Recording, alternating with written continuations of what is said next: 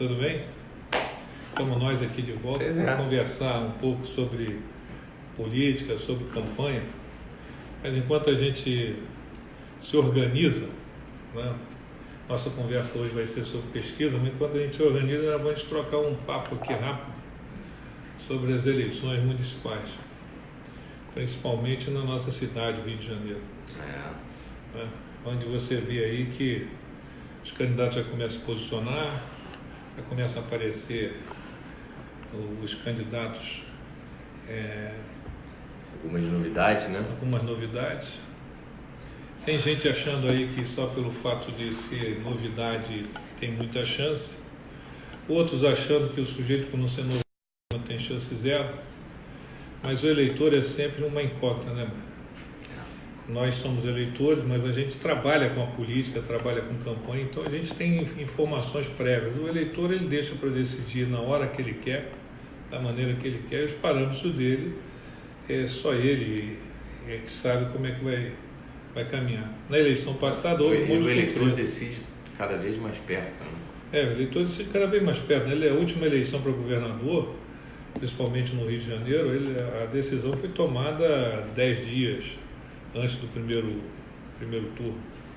O eleitor, ele fica muito observando, ele olha, fica aquele jeito dele meio desconfiado. No momento, e nesse momento agora, o eleitor está preocupado com o Natal, Ano Novo, com o desemprego, com as confusões. Com o Natal. Com o Natal, enfim. Mas a gente que está na política já começa a prestar atenção em alguns movimentos. E aí me chama muito a atenção esse jeitão de alguns caras, de algumas pessoas, que acham que é simples ser candidato, é simples fazer uma campanha e é mais simples ainda governar depois de eleito. E o Rio de Janeiro, a cidade do Rio de Janeiro, ela chegou num patamar tão inferior ao resto do país, que aqui qualquer um acha que pode ser prefeito do Rio, né? E a gente vê isso nessas campanhas que estão acontecendo. Mas é um momento de se discutir campanha, é um momento de se falar um pouco sobre eleições. Sem dúvida. Até a gente estava passando ali um filme que a gente pretende lançar agora no final do ano, lá para fazer 9 anos, então a gente vai fazer todo 9 anos já? 9 anos. 9 anos em campanha eleitoral dá quantas campanhas? Mais 5, né? Período eleitoral. Você deve ter feito mais de 20. A gente trabalha muito, graças a Deus. Mas a gente vai abordar justamente esse tema no filme, né? Que é enfim, o cara acha que pode ser candidato de qualquer jeito, de qualquer forma, usando qualquer tipo de... chegou a visita. Temos visita. Temos visita não, né? Temos anfitrião, né? E o nosso filme vai abordar isso. A gente vai filmar essa semana. E eu quero mostrar para você para ver se você aprova, né? Você é um professor, pô. Mas em relação à pesquisa, você está falando de pesquisa, não, você está falando de eleição. Em relação à eleição do Rio, tem muita gente dizendo, não, a eleição está entre Eduardo Paes, Crivella e Freixo. E eu, particularmente, não consigo enxergar nenhum dos três como futuro prefeito da cidade do Rio de Janeiro. Eu até queria te ouvir sobre isso antes de a gente entrar no tema de pesquisa. Eu também a vejo com muita dificuldade, né? Porque é uma eleição, se ela for uma eleição de Eduardo Paes, Crivella e Freixo, é uma eleição fria, extremamente fria. Não há novidade, são candidatos que os eleitores já conhecem, cada um com seus defeitos, com as suas virtudes. Mas se você tiver nesse tabuleiro só esses três, eles vão funcionar muito na rejeição. Quem rejeita o Crivella vai tentar achar no Freixo ou no Eduardo Paes uma maneira de se livrar do Crivella. Quem rejeita o Eduardo vai tentar achar no Freixo ou no Crivella uma maneira de rejeitar o Eduardo. Então, só que o Rio de Janeiro, ele vem se repetindo nesse processo de eleição por rejeição há muito tempo. Na eleição de governador, o eleitor não quis esse papo, ele não quis esse papel da rejeição. Ele rejeitou todo mundo, mas escolheu alguém que ele acreditava e apostava que poderia ser uma grande aposta, acreditava que poderia ser um grande governo. Ele extinguiu, ele tirou o Eduardo do jogo, porque o Eduardo representava o PMDB e tudo que o PMDB tem de ruim. Tirou o Índio, porque o Índio tinha uma vinculação muito forte com o Crivella, então o Índio era Crivella, Eduardo Paes era PMDB, era um MDB. E o Freixo, a radicalização da esquerda, né? Daquilo nada conservador que o eleitor não queria. O eleitor olhou esse quadro, viu que o Romário não tinha preparo nenhum para ser governador, o eleitor chegou a acreditar nele no início, mas depois, com a depuração da campanha, começou a verificar que ele não corresponderia. Encontraram no meio dessa confusão um juiz que prometia dar ao eleitor aquilo que ele queria, que era uma solução para a segurança pública. Embora o eleitor não acreditasse muito nessa solução, mas achava que era o caminho viável, que era o caminho da violência, como um antídoto para a violência, para o crime.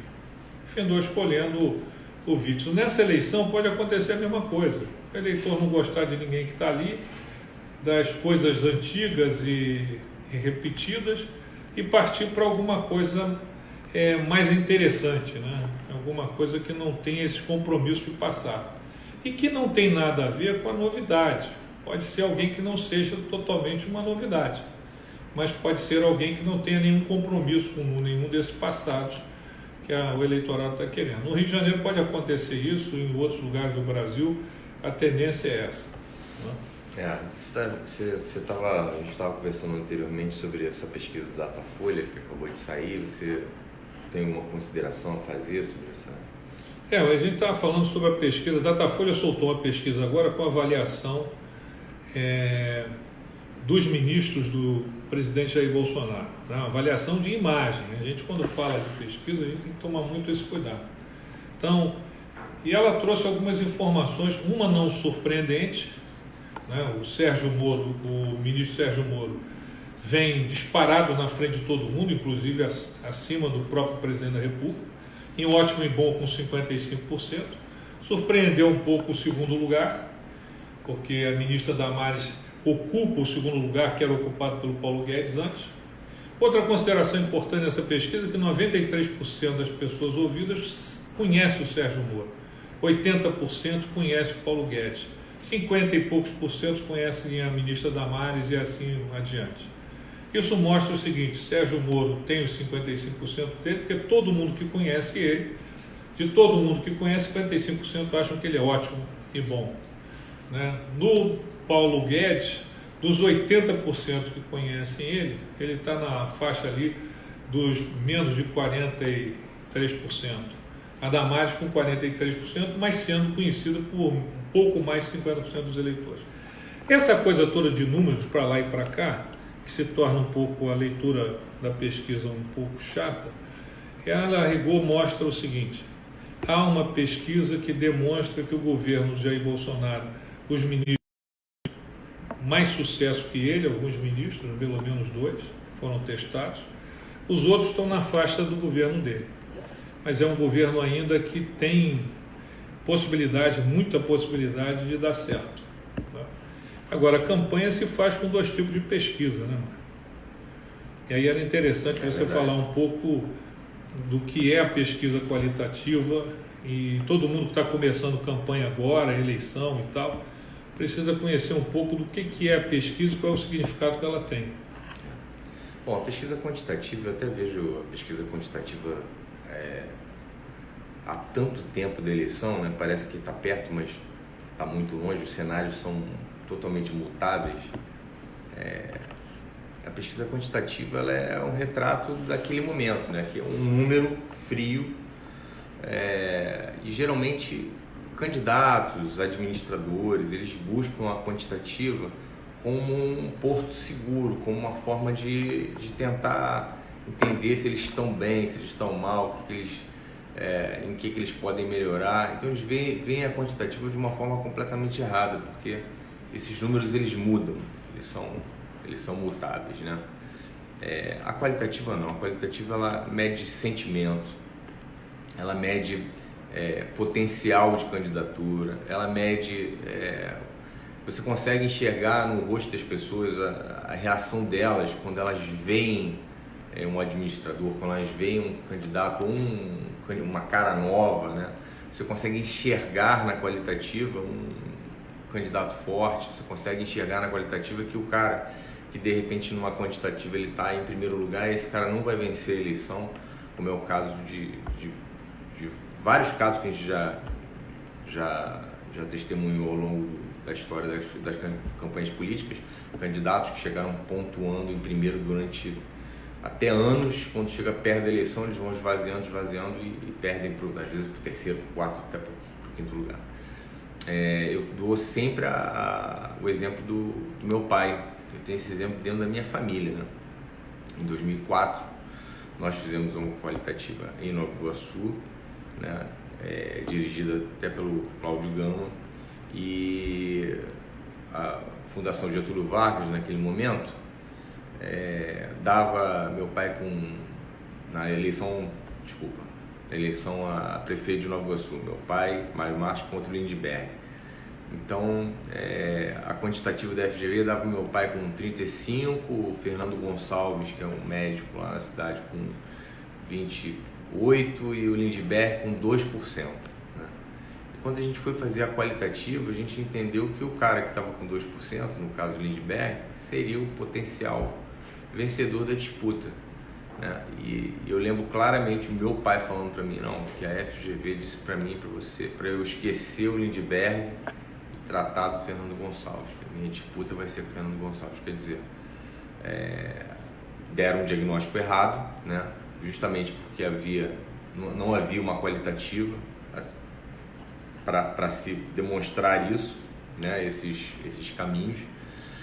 E eu tenho feito muitas qualitativas, o Jackson, você tem acompanhado algumas, eu vejo que a população, de uma forma geral, está procurando caras novas.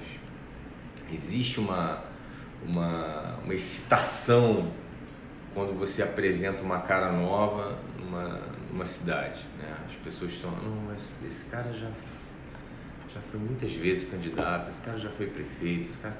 Então existe uma abertura, uma tendência, né, dessa busca do novo, e eu acho que isso está se levando ao máximo nessa eleição de 2020. Aí aproveitando o gancho, também dá um pouco de explicação nesse processo, né? E para quem não milita na política como nós e muitas pessoas que estão nos ouvindo, a questão da quantitativa é aquela pesquisa em que o sujeito pergunta, em que o pesquisador pergunta qual é a sua preferência de voto. É isso? É uma múltipla escolha. É uma múltipla escolha. Assim, tem esses candidatos aqui, você tem esses 5 candidatos, qual deles você gostaria que fosse o prefeito da sua cidade, qual que você não gostaria de forma nenhuma, e aí você vai fazendo essa pesquisa, que é a pesquisa que todo mundo conhece tradicionalmente. E ali é o que o Mário está dizendo, ali é um retrato daquele momento. Naquele momento ali, aquele candidato tinha um potencial, tinha uma força, não era potencial, ele tinha uma presença suficiente para ganhar a eleição, se a eleição fosse naquele momento, naquela hora, fosse daquela forma. E nada mais acontecesse em volta. A qualitativa, não. É uma pesquisa feita numa mesa redonda, uma mesa de trabalho, onde você faz a seleção das pessoas, e ouve essas pessoas e vai apurando as respostas delas conforme você vai tendo necessidade de ouvir a qualidade dos candidatos. Por isso é que existe uma enorme investigação ali, né, na qualitativa. Né? O moderador ele tem que ser praticamente...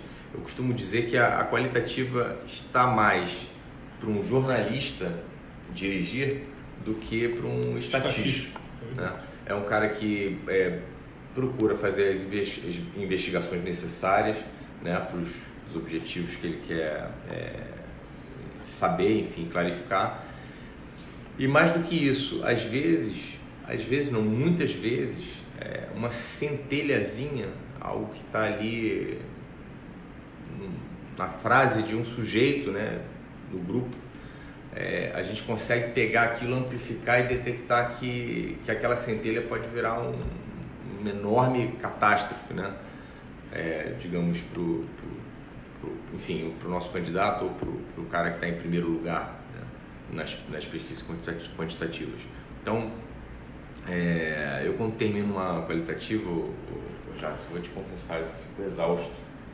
Eu termino a qualitativa exausto. Às vezes, quando você faz 12 grupos, falando sempre as mesmas coisas, né? Você, enfim, tem que seguir ali um roteiro pré-determinado, né? Com a metodologia correta. Você tem que seguir aquela metodologia. Você não pode mudar de um grupo para o outro de metodologia. Você pode até acrescentar alguns ingredientes para tentar entender outras coisas, mas a metodologia tem que seguir firme para você ter o mesmo resultado, né? Ter um resultado próximo, sistemático desses grupos. Então, termina a qualitativa assim, muito cansado mesmo. Mas tenho certeza absoluta que a qualitativa ela é muito mais importante do que a quantitativa. E assim, os candidatos não levam a sério a qualitativa. Não é que eles não levam a sério, eles não fazem o dever de casa. O que existe é o seguinte, Mário, o candidato, nós que trabalhamos nisso há muitos anos, sabemos, o candidato geralmente ele é vaidoso, né? E é natural que seja. Mas também do outro lado, ele tem muito medo do que vão dizer sobre ele, né? E aí, ele às vezes faz pesquisa para ouvir aquilo que ele gostaria de ouvir e não aquilo que vai ajudá-lo de alguma maneira, né? Quando a gente faz pesquisa quantitativa, é muito comum isso, né? Eu já ouvi candidatos dizer o seguinte: não vamos fazer pesquisa essa semana não, vamos fazer na outra, porque eu vou melhorar o ambiente, porque aí o resultado vem melhor. A quant ela mede aquele momento, aquela situação ali. Mas a quali, quando vai a qualidade do candidato, é exatamente o que você está dizendo, a gente cansa de ver isso. Você vê um candidato que às vezes não tem voto, você coloca ali, a intenção de voto dele é baixa, mas você acha nele uma qualidade que, se explodir, ele pode dar muito certo. E você acha no adversário, e por isso é importante medir os adversários potenciais também, porque tem candidato, nós dois já passamos por isso, o candidato que mede ele, né? A gente já chegou a ouvir esse absurdo de um candidato que a gente foi conversar com ele. Ele disse assim: não, eu fiz a quali, fiz com a melhor empresa do mundo. Vem cá, mas você testou os possíveis adversários? Não, eles testaram eu. Não adianta testar só o cara. Por quê? Porque por mais qualidade que esse candidato tenha, ele vai enfrentar outros candidatos. E ao você descobrir, sozinho, né? Ele não vai estar sozinho. Ele vai enfrentar candidatos que ele vai ter que descobrir quais são os pontos fortes e fracos desses outros adversários, né? Ele precisa saber disso, como é que ele vai enfrentar isso, né? Então a gente tem visto muito erro nessas pesquisas. O que é importante? É o que você está dizendo. Abrir uma campanha avaliando pontos fortes, fracos, o cenário da campanha, organizar aquilo que a gente chama de estratégia, onde a pesquisa é uma peça fundamental. Antes de analisar, antes de fazer estratégia, não adianta sair com a campanha na rua, sair com a candidatura, né? E estratégia é uma coisa que você é professor, né, Jackson? Eu me especializei nisso, tento fazer, não sou professor, mas tento fazer da melhor forma, estudei muito isso, organizo as campanhas a partir daí. Porque o que é a estratégia a rigor? Né? A maneira mais simples, mais didática de dizer é como se você fosse fazer uma viagem de férias, né? Ou uma viagem a serviço. Você vai ter que viajar a Nova York na próxima semana. Você pode fazer isso aleatoriamente. Você vai ali, compra uma passagem, está com visto no passaporte, pega o avião e vai. Mas você terá muita chance de sucesso se você primeiro souber o que vai fazer lá. Como é que você vai se transportar no local? Se naquele dia vai ter neve, vai ter chuva, vai fazer frio, vai fazer sol, né? Eu costumo dizer muito isso. Quando você traça a estratégia, que é uma maneira de você saber das oportunidades, ameaça, ponto forte, ponto fraco, você tem muita chance de não errar, né? Muita chance de acertar, mas muita chance de não errar. E a pesquisa é peça fundamental, né? Quando o sujeito começa uma campanha sem avaliar, né, o seu perfil, o perfil dos seus adversários, os cenários, o que pode acontecer durante a campanha, quais são os problemas que ele terá, as facilidades, é um risco muito grande. É ir para Nova York, né, levando roupa de frio, quando chegar lá é calor. é você chegar em Nova York e dizer o seguinte: pô, lá tem tantos hotéis que eu não vou ter problema para dormir. Chega lá num dia, não tem hotel. Você não se programou para aquilo. Aí você vai para uma reunião de trabalho, você não sabe falar inglês e a empresa lá não tem nenhum tradutor, nenhum intérprete. Imagina a confusão que tu vai armar. Né? Imagina agora com a China. O cara vai à China discutir um negócio, nunca falou chinês. Né? Então a estratégia, a pesquisa é isso. Não dá para começar uma campanha sem uma estratégia. Não dá para fazer estratégia sem pesquisas e principalmente pesquisa qualitativa na arrancada. Tá? E todo candidato tem que entender o seguinte: pesquisa é diagnóstico. Não adianta querer que o médico diga que você está sadio, né? Se você não está. É preciso que você saiba que você tem algum problema e que precisa cuidar dele. Ok? É a fragilidade do candidato, né, Jacques? Às vezes você faz a qualitativa, você faz uma seleção quase que perfeita, aí o sujeito, né, está assistindo a quali ou de casa ou na sala de espelho, aí o sujeito fala assim: não, mas esse cara eu conheço, esse cara aí ele é meu inimigo. Mas, e daí? Você só pode botar amigos numa qualitativa? Então tem uma falta de entendimento, né, sobre essas opiniões adversas que certamente aparecem numa qualitativa, e você aglutinar essas opiniões, né, e tentar melhorar nesses aspectos. É muito difícil achar um candidato que pegue essa Bíblia, que é um relatório gigante de uma qualitativa, né? Você pegar esse cara e fazer ele fazer esse dever de casa, né? Onde eu vou te propor a gente escrever, a gente vai rir muito. Dá uma comédia se nós dois escrevemos, porque nós já assistimos em qualitativa, já terminando. A Lívia está cobrando, pelo amor de Deus, para a gente acabar. Mas eu vou terminar com esse fala exemplo. Muito, né, Jacques? Fala muito. É porque o assunto é empolgante, né? Mas eu vou te contar só um caso rápido para a gente terminar. Uma qualitativa muito interessante. 10 grupos, cada grupo com 10 componentes. Moderador muito bom. E o candidato aparece quando está acontecendo o terceiro grupo. E o candidato, quando aparece em qualitativa, tem toda uma parafernália, né? Porque ninguém pode saber que o candidato ele tem que entrar pelos fundos, proteger e tal. E aí nós estávamos na sala lá de espelhos, anotando só os técnicos, etc. E aí o candidato chega. Aí nós estávamos testando a imagem dos candidatos com foto, para saber se aquela fisionomia, o que diz para o eleitor. Aí ele entra, já cria um banzé danado, porque é o seguinte: a foto do meu adversário está melhor do que a minha. Então, eu vou em casa, vou buscar outra foto. Cara, mas não dá, nós já estamos... Ele foi em casa, mandou tirar uma foto, nós já estávamos no 5º grau, você faz vários dias, no 2º dia aparece ele com uma foto produzida no estúdio, né, para testar a imagem dele. E eu estava dizendo a ele o seguinte: amigão, então você vai ter que andar nesse estúdio todo dia, né? Toda hora que você for ao supermercado, você vai ter que ir ao estúdio, né? Porque é um absurdo você imaginar que o eleitor pensa dessa maneira. Mas enfim. Tem uma história, rapidamente. As histórias são fantásticas. São muitas histórias. Tem a história do sujeito que falou: não, mas espera aí, o vídeo que esse cara está dizendo vai trazer recursos para a cidade e tal, não sei o quê, isso aí vai privilegiá-lo. Isso aí vai favorecer a análise das pessoas positivamente. Falei: mas peraí, é isso que o cara vai dizer na eleição, pô. Tu quer que ele diga: eu sou um idiota, eu sou um imbecil, eu sou um completo incompetente? O cara não vai falar isso, né? Na eleição não vai falar isso. Então a gente tem que testar ele pelo melhor dele, não pelo pior. Quer dizer, ele queria que o cara, que o cara, enfim, que o discurso do cara que fosse apresentado ali na mesa fosse uma coisa menor, né? Quer dizer, é muito divertido, de fato. É divertido, a gente podia escrever um dia sobre isso. Eu acho. Mas é isso. Mas tô gostando muito dessa... Tô feliz. Para mim, vir aqui te encontrar é uma aula semanal que eu tenho. Para mim também. Tô feliz pra caramba de estar aqui. Espero que a gente mantenha e continue junto.